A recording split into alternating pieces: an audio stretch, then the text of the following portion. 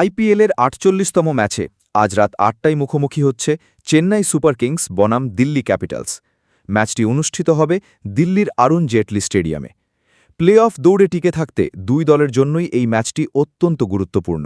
বলা যায় আজকের লড়াইটি প্রায় ৪ পয়েন্টের ম্যাচ। যে জিতবে সে পয়েন্ট টেবিলে বড় সুবিধা পাবে।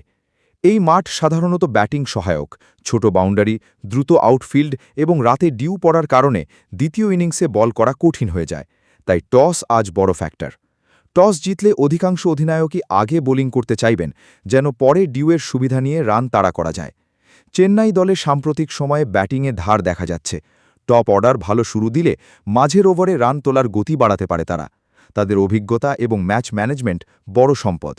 তবে বোলিং বিভাগকে নিয়ন্ত্রিত লাইন লেন্থে থাকতে হবে, বিশেষ করে পাওয়ার প্লে ও ডেথ ওভারে।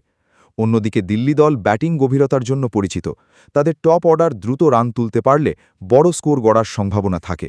বোলিং ইউনিটেও রয়েছে ভ্যারাইটি, পেস ও স্পিনের মিশ্রণ, যা এই উইকেটে কার্যকর হতে পারে। বিশেষ করে মাঝের ওভারগুলোতে উইকেট তুলতে পারলে ম্যাচের নিয়ন্ত্রণ তাদের হাতে চলে আসবে। আজকের ম্যাচের মূল চাবিকাঠি হবে ৩টি বিষয়। প্রথমত, পাওয়ার প্লেতে কে কতটা ভালো শুরু করতে পারে। দ্বিতীয়ত, মাঝের ওভারগুলোতে স্পিনারদের প্রভাব। তৃতীয়ত, ডেথ ওভারে বোলারদের স্নায়ু ধরে রাখা।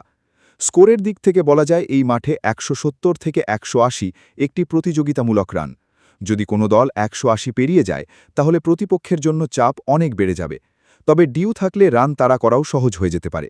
সব মিলিয়ে আজকের ম্যাচে অভিজ্ঞতা বনাম ভারসাম্যের লড়াই। একদিকে চেন্নাইয়ের ম্যাচ পড়ার ক্ষমতা, অন্যদিকে দিল্লির আক্রমণাত্মক ব্যাটিং ও গভীর বোলিং লাইন আপ।